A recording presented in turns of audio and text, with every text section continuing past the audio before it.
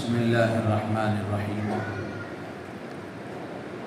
الحمد للہ وکفی وسلام علی عبادہ الذین اصطفی اما بعد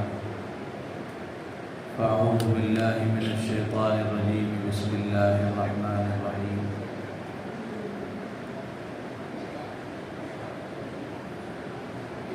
کاف ہا یا عین صاد ذکر رحمت ربک عبدہ زکریا اذ نادى ربه نداء خفيا قال رب إني وهن العظم مني واشتعل الرأس شيبا ولم أكن بدعائك رب شقيا وإني خفت الموالي من ورائي وكانت امرأتي عاقرا فهب لي من لدنك وليا يرثني ويرث من آل يعقوب واجعله رب رضيا صدق اللہ العظیم۔ محترم بزرگ و عزیز دوستوں،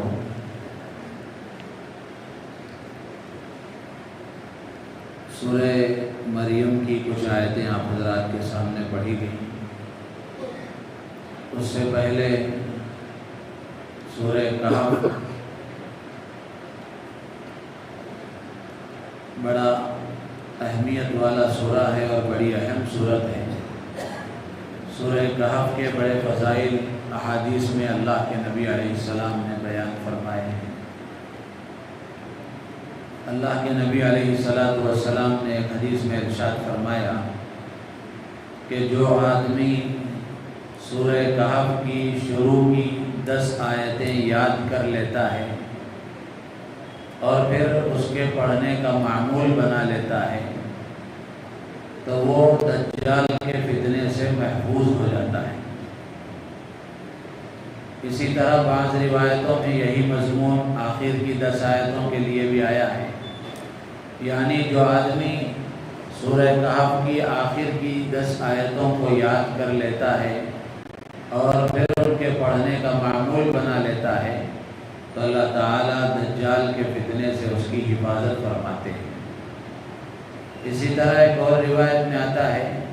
اللہ کے نبی علیہ السلام نے فرمایا کہ جو آدمی سورہ کہف کی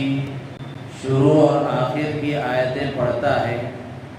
تو اس کے قدم سے لے کر سر تک اللہ کی طرف سے نور ہو جاتا ہے، اور جو پوری سورت پڑھ لیتا ہے اس کے لیے زمین سے لے کر آسمان تک ایک نور ہو جاتا ہے۔ ایک اور روایت میں اللہ کے نبی علیہ السلام نے فرمایا کہ جو آدمی سورہ کہف کی تلاوت کا اہتمام کرتا ہے، خاص طور سے جمعے کے دن جو آدمی سورہ کہف کی تلاوت کا اہتمام کرتا ہے تو اس کے لیے پورا ہفتہ اللہ کی طرف سے نور سے بھرپور وہ ہفتہ گزرتا ہے، یعنی وہ پورا ہفتہ نورانی ہو جاتا ہے۔ 2 جمعوں کے درمیان کا جو وقت ہے یہ اللہ کی طرف سے نور کے درمیان وہ گزارتا ہے۔ اسی طرح ایک اور روایت میں اللہ کے نبی علیہ السلام نے فرمایا کہ جو آدمی جمعے کے دن سورہ کہف کی تلاوت کا اہتمام کرتا ہے اللہ تعالیٰ اسے ہر فتنے سے محفوظ فرماتے ہیں۔ اگر اسی دوران میں دجال نکل آیا تو اللہ تعالیٰ دجال کے فتنے سے بھی اس کی حفاظت فرماتے ہیں۔ تو اس لیے کل کا دن جمعے کا ہے تو ہمیں اپنی زندگی میں اس کا معمول بنانا چاہیے۔ اللہ والوں کے یہاں، اکابرین علماء کے یہاں، سلف صالحین کے یہاں یہ معمول رہا ہے کہ وہ جمعے کے دن سورہ کہف کی تلاوت کا اہتمام کرتے ہیں۔ انہی فضیلتوں کی وجہ سے، اللہ کے نبی علیہ السلام کی ان احادیث کی وجہ سے جمعے کے دن سورہ کہف کی تلاوت کا اہتمام کرنا چاہیے، اور اللہ والے اس کا اہتمام کرتے ہیں۔ ویسے ہر مسلمان کو روزانہ کچھ سورتوں کے پڑھنے کا معمول بنا لینا چاہیے۔ مغرب کے بعد سورہ واقعہ کے پڑھنے کا معمول بنانا چاہیے، اور رات میں عشاء کے بعد سونے سے پہلے سورہ ملک کے پڑھنے کا معمول بنانا چاہیے۔ فجر کے بعد سورہ یاسین کے پڑھنے کا معمول بنانا چاہیے۔ تو اس کے اپنے اپنے فضائل ہیں، آدمی تلاوت کرتا ہے تو ایک تو قرآن سے اس کا تعلق باقی رہتا ہے، قرآن کی برکتیں اس کے ساتھ شامل حال رہتی ہیں، اور دوسرا ان فضیلتوں کو بھی حاصل کرتا ہے، اور جو فضیلتیں اس میں بتائی گئی ہیں ان کا تعلق ہماری دنیا سے بھی ہے، ہمارے دنیا کے حالات سے بھی ہے۔ تو آدمی ان صورتوں کے پڑھنے کا اہتمام کرے گا تو انشاءاللہ دنیاوی فائدے بھی حاصل کرے گا، اور آخرت کا جو اجر و ثواب ہے وہ تو اللہ عطا فرمائیں گے ہی۔ لیکن پہلے پرانے بوڑھے بڑے لوگوں سے معلوم کیا جائے تو ان کے ہاں اس کا اہتمام تھا، آج بھی ماشاءاللہ بڑے حضرات اس کا اہتمام کرتے ہیں، چونکہ انہوں نے اپنے بچپن میں سیکھا تھا، پڑھا تھا، گھر کے ماحول میں ان کو دیکھا تھا، جس کی وجہ سے آج بھی ان کا معمول ہے۔ لیکن آج کی جو ہماری یہ نسل، نئی نسل، نوجوان نسل ہے، ان کے درمیان میں یہ معمول نہیں ہے۔ قرآن سے ایسا رشتہ جیسا پہلے زمانے میں پرانے لوگوں کے درمیان میں تھا، ایسا ہماری نوجوان نسل میں نہیں ہے۔ تو اس لیے ان صورتوں کے اگر پڑھنے کا اہتمام ہم کریں گے تو انشاءاللہ قرآن سے ایک رشتہ بن جائے گا، قرآن سے ایک تعلق مضبوط ہو جائے گا، اور پھر جب قرآن سے آدمی وابستہ ہو جائے گا تو اس کی زندگی نورانی ہو جائے گی، اللہ کی رحمتیں برکتیں اس کے ساتھ شامل حال رہیں گی۔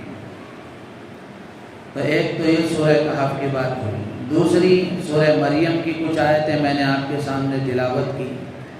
اس میں اللہ تعالیٰ نے حضرت زکریا علیہ السلام کی دعا کا تذکرہ فرمایا ہے۔ حضرت زکریا علیہ السلام اللہ کے جلیل القدر پیغمبر ہیں، ان کی دعا کو اللہ تعالیٰ نے قرآن میں نقل فرمایا ہے۔ اس دعا میں گویا ہمیں یہ پیغام دیا گیا اور ہمیں یہ سمجھایا گیا کہ اللہ سے دعا کیسے مانگی جائے۔ حضرت زکریا علیہ السلام اللہ سے دعا کرتے ہوئے کہتے ہیں قال رب انی وہن العظم منی واشتعل الرأس شیبا ولم اکن بدعائک رب شقیا۔ پروردگار میری ہڈیاں کمزور ہو گئیں اور بڑھاپا مجھ پر طاری ہو گیا ہے، اور میں تجھ سے دعا کر کے کبھی محروم نہیں رہا۔ تو اس کے ذیل میں حضرات مفسرین نے لکھا ہے کہ آدمی کو سب سے پہلے دعا میں شروع میں اللہ کے سامنے اپنی عاجزی، کمزوری، بے بسی، بے کسی کا اظہار کرنا چاہیے کہ اللہ میں کچھ نہیں ہوں، جو کچھ ہے وہ آپ ہیں، جو کچھ آپ نے دیا ہے وہ سب آپ ہی کا دیا ہوا ہے، میرے اندر کوئی طاقت نہیں، میرا کوئی کمال نہیں۔ تو دعا کی ابتدا میں اپنی بے بسی کا اظہار کرنا یہ مستحب ہے۔ تو حضرت زکریا علیہ السلام اللہ سے کہتے ہیں، سب سے پہلے اپنی بے بسی کا اظہار کرتے ہیں، پروردگار میری ہڈیاں کمزور ہو گئی۔ علماء نے لکھا ہے کہ یہاں حضرت زکریا علیہ السلام نے ہڈیوں کا تذکرہ فرمایا، تو یہ ہڈیاں ہی آدمی کے جسم کے لیے ستون کا درجہ رکھتی ہیں۔ جیسے یہ پوری بلڈنگ اور عمارت ان ستونوں پر قائم ہے، ویسے انسان کا یہ بدن ہڈیوں پر قائم ہے۔ ہڈیاں اگر مضبوط ہیں تو جسم مضبوط ہے، ہڈیاں اگر کمزور ہو گئی تو پھر جسم کمزور ہو جاتا ہے۔ تو ہڈیوں کی بڑی اہمیت ہے۔ تو حضرت زکریا علیہ السلام دعا کرتے ہوئے کہتے ہیں، پروردگار میری ہڈیاں کمزور ہو گئیں اور بڑھاپا مجھ پر طاری ہو گیا، لیکن پھر بھی امید تیری ذات سے ہے۔ یہ دعا حضرت زکریا جو کر رہے ہیں علیہ السلام، اللہ سے اولاد کے لیے کر رہے ہیں، اولاد مانگ رہے ہیں، اور اولاد اس زمانے میں مانگ رہے ہیں جس زمانے میں عموماً اولاد نہیں ہوا کرتی، بڑھاپا طاری ہو چکا ہے، ہڈیاں کمزور ہو چکی ہیں، اعضاء کی قوتیں جواب دے چکی ہیں، ایسے وقت میں وہ اللہ سے دعا مانگ رہے ہیں۔ تو اس میں ایک سبق ہمیں یہ ملتا ہے، اور ایک سبق ہمیں یہ لینا چاہیے کہ جب بھی آدمی کو کوئی ضرورت پیش آئے، کوئی کام کرنا ہے آدمی کو، تو آدمی سب سے پہلے اللہ سے دعا کرے۔ اللہ سے دعا مانگے اور اللہ کے سامنے اپنی حاجت رکھے اور اپنا مسئلہ پیش کرے۔ ہوتا یہ ہے کہ جب آدمی کو کوئی کام کرنا ہے تو آدمی اسباب تلاش کر لیتا ہے، اور جب اسباب مل جاتے ہیں تو اسی میں لگ جاتا ہے، اللہ کی طرف سے نظر ہٹ جاتی ہے۔ طریقہ یہ ہے کہ آدمی کو کوئی کام کرنا ہو اور کوئی ضرورت پیش آ جائے تو سب سے پہلے آدمی اللہ کی طرف متوجہ ہو، اللہ سے دعا مانگے۔ حضرت زکریا علیہ السلام نے اللہ سے دعا مانگی، اگرچہ کہ جو کام ہمارے سامنے نظر آ رہا ہے وہ محال ہی، ناممکن ہی کیوں نہ ہو، لیکن آدمی اللہ سے مانگے۔ اللہ کے لیے تو کوئی چیز ناممکن نہیں ہے، اللہ کے پاس تو سب چیزیں ممکن ہیں، تو آدمی کو اللہ سے دعا مانگنا چاہیے۔ اور حضرت زکریا علیہ السلام جو اللہ سے اولاد کی دعا مانگ رہے ہیں، وہ کیوں مانگ رہے ہیں؟ حضرت زکریا علیہ السلام دعا کرتے ہوئے کہتے ہیں وَإِنِّي خِفْتُ الْمَوَالِيَ مِنْ وَرَائِي وَكَانَتِ امْرَأَتِي عَاقِرًا فَهَبْ لِي مِن لَّدُنكَ وَلِيًّا، کہ پروردگار مجھے اپنے دیگر رشتہ داروں کے سلسلے میں ڈر ہے کہ میرے بعد تیری طرف سے جو امانت اور وراثت مجھے ملی ہے کہیں یہ ضائع نہ ہو جائے، تو اس امانت کو اٹھانے والا، سنبھالنے والا اور اس وراثت کو لینے والا کوئی ایک ذمہ دار لڑکا اور بچہ مجھے عطا فرما دے، یرثنی و یرث من آل یعقوب، کہ وہ بچہ میرا بھی وارث بنے اور آل یعقوب کا بھی وارث بنے۔ یہاں وراثت مال و دولت کی نہیں ہے، بلکہ یہاں وراثت وہ اللہ کی طرف سے دی ہوئی پیغمبری کی وراثت ہے اور علم نبوت کی وراثت ہے، دین کی وراثت ہے۔ یہاں حضرت مفسرین نے لکھا ہے کہ آدمی کو اپنی اولاد کے سلسلے میں صرف دنیاوی کامیابی کے لیے ہی دعا نہیں مانگنا چاہیے،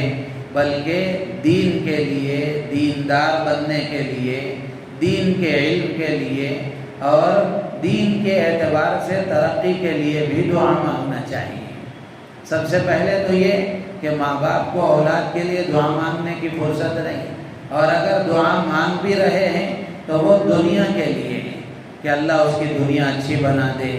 اور اس کا کاروبار صحیح کر دے، اس کی تعلیم کا مسئلہ حل ہو جائے، تو دنیا کے لیے دعائیں مانگی جا رہی ہیں۔ تو اس میں ایک بات یہ ہے، ایک سبق ہمارے لیے یہ ہے کہ ماں باپ دنیا کے لیے بھی دعا کریں، اس سے کہیں زیادہ بچوں کے دین کے لیے، دینی علم کے لیے، دین کی ترقی کے لیے دعا کریں۔ حضرت سفیان ثوری رحمۃ اللہ علیہ بڑے جلیل القدر فقیہ بھی ہیں، محدث بھی ہیں، فرماتے ہیں کہ میری والدہ میرے لیے علم نبوت کے لیے دعا کیا کرتی تھی، اللہ نے ان کی دعا کو قبول فرمایا، جس کے نتیجے میں میں فقیہ اور محدث بن گیا، جس کے نتیجے میں میں فقیہ اور محدث بن گیا۔ ایسے ہی ہمارے زمانے کے اکابر میں حضرت مولانا سید ابو الحسن علی ندوی رحمۃ اللہ علیہ کی والدہ کے بارے میں آتا ہے کہ ان کی والدہ ان کے لیے کتنی دعائیں مانگا کرتی تھی، باقاعدہ کتابوں میں لکھی ہوئی ہیں۔ تو اس لیے ایک بات اس سے یہ بھی معلوم ہوتی ہے کہ ماں باپ کو اپنی اولاد کے دین کے لیے دعا مانگنا چاہیے، دین کے علم کے لیے، دین کی ترقی کے لیے اور دیندار بننے کے لیے بھی دعا مانگنا چاہیے۔ اسی طرح تیسری بات اس میں یہ ہے کہ حضرت زکریا علیہ السلام اللہ سے جو اولاد کی دعا مانگ رہے ہیں وہ دنیا کی جائیداد کی حفاظت کے لیے نہیں، دنیا کے مال و دولت کی حفاظت کے لیے نہیں، بلکہ دینی وراثت کی حفاظت کے لیے مانگ رہے ہیں۔ تو یہاں حضرت علماء نے لکھا ہے کہ ماں باپ اگر نیک ہیں تو ماں باپ کو اس بات کی فکر کرنا چاہیے کہ ہماری یہ نیکی، ہمارے یہ اچھے اخلاق اور ہماری یہ دینداری ہماری نسل میں بھی باقی رہے، ہمارے بچوں میں بھی باقی رہے، ہمارے خاندان میں بھی باقی رہے۔ ماں باپ کو اس کی فکر کرنا چاہیے، اس کی کوشش کرنا چاہیے۔ ایسا نہیں کہ ماں باپ اپنی دینداری پر مطمئن ہو گئے اور اولاد آوارہ ہو گئی، تو یہ نقصان کی بات ہے۔ ماں باپ جیسے دیندار ہیں، اللہ نے علم نبوت سے سرفراز فرمایا ہے، دین کی دولت عطا فرمائی ہے اور دیندار بنایا ہے، تو علماء کو بھی فکر کرنی چاہیے کہ ان کی نسل میں علم کی یہ حفاظت کرنے والے پیدا ہوں، اور اسی کے ساتھ ساتھ دیندار عام مسلمانوں کو بھی اس کی فکر کرنی چاہیے کہ ہماری نسل بھی دیندار بنے۔ جس دور سے ہم گزر رہے ہیں آپ اس کا مشاہدہ کر سکتے ہیں کہ اچھے خاصے دیندار مسلمان، ان کی اولاد آپ کو بے دین نظر آئے گی، بے دین نظر آئے گی۔ وجہ یہ ہے کہ انہوں نے دنیا پر محنت کی، دوسروں پر محنت کی، دوسروں کو دیندار بنانے کی کوشش کی، لیکن اپنی بیوی پر، اپنے بچوں کو دیندار بنانے کے لیے کوئی کوشش نہیں کی، اپنے بچوں کو دیندار بنانے کے لیے کوئی محنت نہیں کی، جس کے نتیجے میں یہ بچے ان کے لیے بدنامی کا سبب بنیں گے۔ اور ہوتا ہے ایسا کہ گھر کا مرد دیندار ہے، باپ دیندار ہے، شوہر دیندار ہے، باپ نے اولاد کی تربیت دینی اعتبار سے نہیں کی، ان کو دیندار نہیں بنایا، شوہر نے بیوی کا مزاج دینی نہیں بنایا، تو شادی کے موقع پر اچھی طرح نظر آ جاتا ہے کہ آدمی گھر کی مجبوریوں کی وجہ سے، اولاد کی تمناؤں کو پورا کرنے کے لیے بیوی کی بات کو مانتے ہوئے بہت سارے غیر شرعی رسموں کو بھی کر دیتا ہے مجبوری میں، حالانکہ اس کا دل نہیں چاہ رہا ہے، اس لیے کہ اس کو تھوڑی بہت دینداری حاصل ہے، لیکن بچوں کا ذہن اس نے دینی نہیں بنایا اور گھر کی عورتوں کا ذہن دینی نہیں بنایا، جس کے نتیجے میں خود کی دینداری بھی خطرے میں پڑ جاتی ہے۔ اسی لیے ہمارے شہر کے بزرگوں میں حضرت مولانا قاسم قریشی صاحب رحمۃ اللہ علیہ، ان کے انتقال سے پہلے آخری لمحے میں آخری مشورہ تھا غالباً سلطان شاہ میں، اس میں حضرت نے فرمایا تھا کہ اپنی گھر کی عورتوں کا بھی مزاج دینی بناؤ، اپنی گھر کی عورتوں کو بھی دین کی محنت میں لگاؤ، ورنہ ہوگا یہ کہ جس دن تمہارا جنازہ گھر سے نکلے گا اس دن دین کا، تبلیغ کا جنازہ بھی گھر سے نکل جائے گا۔ تو اس لیے اس میں ایک پیغام ہے ہمارے لیے کہ ہم اپنی دینی وراثت اپنی نسل تک منتقل کریں، اپنی دینداری کو اپنی نسل میں لائیں، اپنے بچوں میں، اپنی بچیوں میں لائیں۔ حضرت ابوبکر صدیق رضی اللہ تعالیٰ عنہ، ان کی صاحبزادی حضرت عائشہ صدیقہ رضی اللہ تعالیٰ عنہ کتنی بڑی عالمہ فاضلہ تھی۔ امام ذہبی رحمۃ اللہ علیہ نے لکھا ہے کہ حضرت عائشہ صدیقہ رضی اللہ تعالیٰ عنہ اپنے زمانے کی عورتوں میں سب سے بڑی فقیہہ تھی، سب سے بڑی مسائل کا علم رکھنے والی تھی، بلکہ مرد صحابہ بھی اگر کوئی مسئلہ ہوتا تو حضرت عائشہ صدیقہ رضی اللہ تعالیٰ عنہ کی خدمت میں حاضر ہوتے اور ان سے اپنا مسئلہ حل کرتے تھے۔ امام ابو حنیفہ رحمۃ اللہ علیہ، انہوں نے اپنا علمی ورثہ اور علمی وراثت اب صرف اپنی اولاد تک ہی نہیں بلکہ اپنے شاگردوں تک بھی منتقل کی۔ ان کی اولاد میں بھی اللہ نے صاحب علم پیدا فرمائے، اور اسی طرح ان کے شاگرد امام ابو یوسف، امام محمد، امام ظفر اور لمبی فہرست ہے، تو انہوں نے اپنا علمی ورثہ دوسروں تک پہنچایا، اپنی اولاد تک پہنچایا۔ امام احمد ابن حنبل رحمۃ اللہ علیہ، ان کے جانشین بنے ان کے صاحبزادے عبداللہ ابن احمد اور صالح ابن احمد، یہ دونوں صاحبزادے ان کے اپنے والد بزرگوار کے علوم کے وہ حامل بنے، وارث بنے۔ تو اس طرح اس میں ایک اہم پیغام ہے ہمارے لیے کہ ہر مسلمان دیندار کو اس کی فکر کرنا چاہیے کہ ہماری دینداری ہمارے بچوں میں بھی آئے، ہمارے آنکھوں کے سامنے ہمارے بچے نمازی بنے، ہمارے آنکھوں کے سامنے ہمارے بچے قرآن کی تلاوت کرنے والے بنے، ہماری آنکھوں کے سامنے ہمارے بچے اچھی اور سچی تجارت کرنے والے بنے، اچھا معاشرے میں اچھے اخلاق والے بنے۔ اس کی فکر کرنا ہم سب کی ذمہ داری ہے۔ اگر ہم اپنی اولاد کو دینی وراثت منتقل کریں گے، دیندار بنائیں گے، تو یہ دینی وراثت منتقل کرنے کے نتیجے میں یہ دیندار اولاد ہمارے لیے صدقہ جاریہ بنے گی، دنیا میں نیک نامی کا ذریعہ بنے گی اور آخرت میں صدقہ جاریہ بنے گی۔ لوگ دیکھیں گے کہ فلاں بچہ کس کا، فلاں کا بچہ ہے، کتنی اچھی تربیت کی ہے ماں باپ نے، دیکھتے ہی بچے کو پہچان لیتے ہیں لوگ کہ ماں باپ نے اس کی کتنی اچھی تربیت کی ہے۔ تو اگر ہم اپنے بچوں کو دیندار بنائیں گے، ان کی اچھی تربیت کریں گے، تو اس کا نتیجہ یہ ہوگا کہ دنیا میں اس کا فائدہ ہمیں یہ ملے گا کہ یہ بچے ہمارے لیے نیک نامی کا ذریعہ بنیں گے اور آخرت میں ہمارے لیے نجات کا ذریعہ بنیں گے۔ اور اگر خدا نخواستہ ہم نے اپنی اولاد کو دیندار نہیں بنایا اور دینداری کو ان تک منتقل نہیں کیا، تو پھر یہ بچے دنیا میں ہمارے لیے بدنامی کا ذریعہ بنیں گے۔ دیکھتے ہی لوگ کہیں گے کیسے ماں باپ تھے، کیا تربیت انہوں نے کی ہے، ذرا برابر بھی اخلاق بچوں کے صحیح نہیں ہے۔ اور پھر آخرت میں بھی اس کا نتیجہ یہ ہوگا کہ یہ ہمارے لیے پکڑ کا ذریعہ بنیں گے، ہمارے لیے پکڑ کا ذریعہ بنیں گے۔ حدیث میں آتا ہے اللہ کے نبی علیہ السلام نے فرمایا کہ جب اولاد ہو جائے تو ان کا اچھا نام رکھو اور پھر ان کو اچھی تعلیم دو، اور جب وہ بالغ ہو جائے، شادی کے قابل ہو جائے، تو ان کا وقت پر نکاح کر دو۔ اگر وقت پر ماں باپ نے نکاح نہیں کیا اور اولاد غلط راستے پر چلی گئی اور غلطی میں مبتلا ہو گئی، تو اللہ کے نبی نے فرمایا کہ وقت پر شادی نہ کرنے کے نتیجے میں اولاد نے اگر غلط راستہ اختیار کر لیا، اس کا وبال جہاں بچوں کو ہوگا وہی ماں باپ کو بھی ہوگا۔ اسی حدیث کے ذیل میں محدثین نے لکھا ہے کہ ماں باپ اگر اولاد کی صحیح تربیت نہیں کریں گے تو یہ آخرت میں پکڑ کا ذریعہ بنیں گے، دنیا میں بدنامی کا ذریعہ بنیں گے۔ اسی لیے حضرت حسن بصری رحمۃ اللہ علیہ فرمایا کرتے تھے کہ باپ کا سب سے بہترین ورثہ اولاد کے لیے وہ ادب اور دین ہے، اچھے اخلاق اور دینداری ہے، اس لیے کہ یہ دونوں کبھی ختم نہیں ہوتے، ان کو زوال نہیں ہے، دین ختم ہونے والا نہیں ہے، اچھے اخلاق ختم ہونے والے نہیں ہیں۔ اللہ تعالیٰ سے دعا ہے اللہ تعالیٰ ہم سب کو ان باتوں پر عمل کی توفیق عطا فرمائے۔ سبحان اللہ و بحمدہ، سبحانک اللہم و بحمدک، اشہد ان لا